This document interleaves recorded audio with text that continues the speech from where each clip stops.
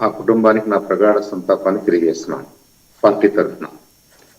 రెండవది, ఆ కారు దృశ్యాలు చూసినా, ఆ సన్నివేశాన్ని గురించి విన్నా, అక్కడ ఉన్నటువంటి ప్రత్యక్ష సాక్షులు చెప్తున్న మాటలు వింటున్నా కానీ ఎవరైతే ఈ కాకర్ల హరిశ్చంద్ర ప్రసాద్ అనే అతను ఉన్నాడో అతను definitely either derange, mad or cruel person, no doubt about it.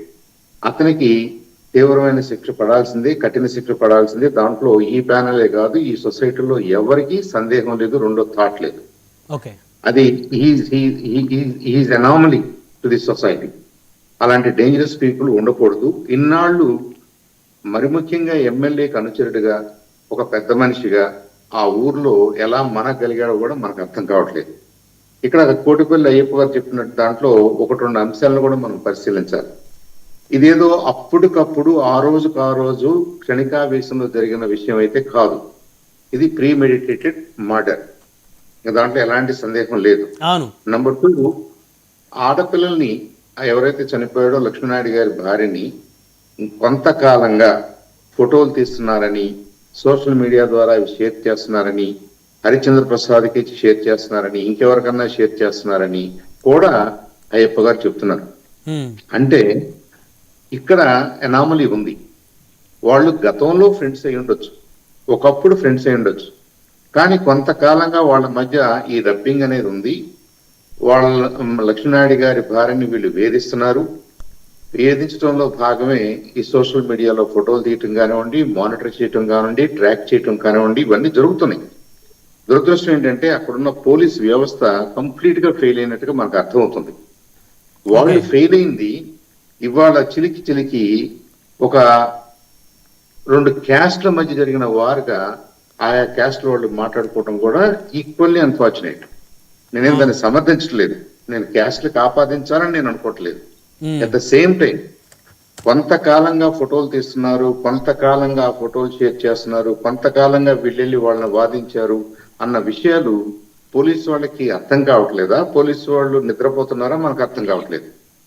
కాబట్టి నంబర్ 1 నాకేమనిపిస్తుందంటే పోలీసు, కందుకూరు పోలీసు ఆ గుండ్లూరు ఆ పరిధిలో ఆ మండలం ఏదైతే ఉందో వాళ్ళ డెఫినెట్ గా వాళ్ళ ఫెయిల్యూర్ గా చూడాలి. నంబర్ 1.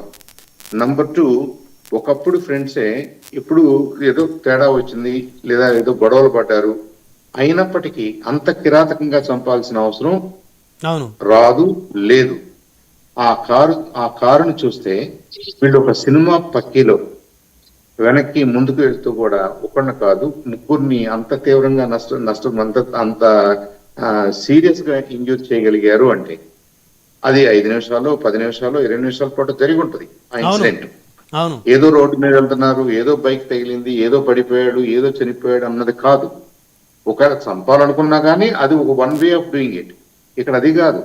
ఇక్కడ రోడ్డు పక్కకెళ్ళి వాళ్ళు పడిపోయిన వాళ్ళ మీద బ్యాక్ అండ్ ఫోర్త్ గా వాళ్ళు అంత చేశారు అంటే డెఫినెట్ గా ఆ హరిశ్చంద్ర ప్రసాద్ అనే అతనికి కఠినమైన శిక్ష పడాల్సిందే.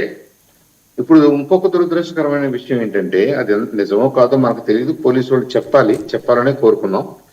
ఆ బండిలో హరిశ్చంద్ర ప్రసాద్ గారి భార్య ఇంకెవరో కూడా ఉన్నారని చెప్తున్నారు.